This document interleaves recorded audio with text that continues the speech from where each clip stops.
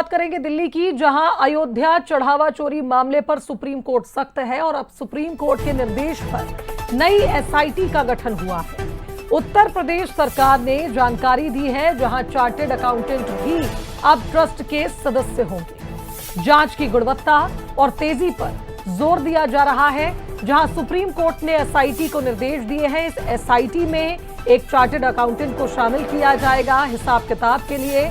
2 हफ्ते में status report दाखिल करने के निर्देश हुए हैं और 2 हफ्ते बाद इस मामले में अगली सुनवाई होगी। तो 2 अलग अलग बातें आप देखिए। नई एसआईटी के गठन में एक चार्टेड अकाउंटेंट को रखा जाएगा ताकि हिसाब किताब में स्टेटस रिपोर्ट बनाने में वो मदद कर सके, और दूसरी ओर जो ट्रस्ट के सदस्य हैं उसमें एक सीईओ की नियुक्ति होनी है, जिसके लिए अधिकारी का चयन लगातार जारी है।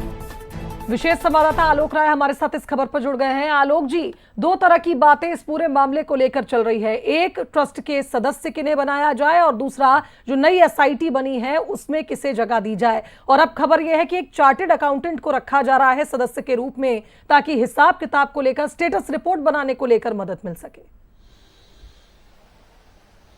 बिल्कुल शुभांगी, आज सुप्रीम कोर्ट में जो है बहुचर्चित राम मंदिर चढ़ावा चोरी मामले में सुनवाई हुई, क्योंकि पिछली जो सुनवाई हुई थी 20 जुलाई को, उसमें सुप्रीम कोर्ट ने निर्देश दिया था कि एक नई एसआईटी बनाई जाए जो किसी विशेषज्ञ आईपीएस, सीनियर आईपीएस अधिकारी की अगुवाई में बने। तो 25 जुलाई को उत्तर प्रदेश सरकार ने एक नई एसआईटी गठन किया, जिसमें एक आईपीएस अधिकारी के साथ 2 और आईपीएस लगाए गए हैं। एक सीनियर आईपीएस के नेतृत्व में बनाया गया, तो 3 आईपीएस उसमें शामिल किए गए हैं।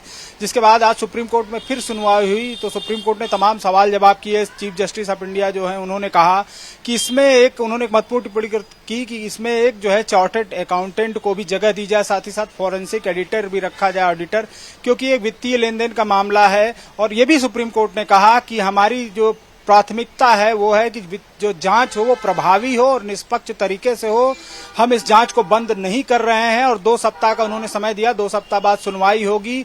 तब तक उत्तर प्रदेश सरकार को निर्देश दिया गया कि जो है एसआईटी में जो 2 सदस्य और रखने हैं, एक चार्टर्ड अकाउंटेंट और फॉरेंसिक ऑडिटर, उसको रखा जाए, क्योंकि पूरा मामला जो है फाइनेंशियल है। और पिछली सुनवाई में भी सुप्रीम कोर्ट ने कहा था कि ये फाइनेंशियल क्राइम है, वित्तीय अपराध का मामला है, वित्तीय लेन देन का। इसलिए उसकी प्राथमिकता है कि जांच सही तरीके से हो, निष्पक्ष हो, प्रभावी तरीके से हो, जांच में कोई गड़बड़ी न होने पाए। तो आज ये पूरा अपडेट रहा सुप्रीम कोर्ट में। अब 2 सप्ताह बाद सुप्रीम कोर्ट इसमें फिर सुनवाई करेगा, साथ ही साथ स्टेटस रिपोर्ट भी उसने मांगी है।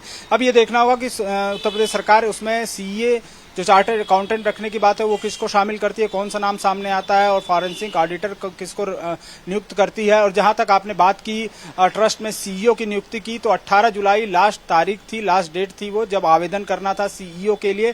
जो आवेदन निकाला गया था ट्रस्ट की तरफ से, उसमें तमाम सारी योग्यताएं थी। 50 से 70 साल की उम्र हो, इसके तमाम योग्यताओं का उसमें जिक्र था। तो 1000 से ज्यादा आवेदन आए थे। इसीलिए ट्रस्ट की पिछली जो बैठक हुई थी उसमें कहा गया था, जिस पर विचार विमर्श भी हुआ ट्रस्ट में जो तमाम पदाधिकारी थे उनके बीच में, कि अभी इसमें थोड़ा समय लगेगा, उन्हें थोड़ा समय चाहिए किसी सुयोग्य व्यक्ति की नियुक्ति करने के लिए।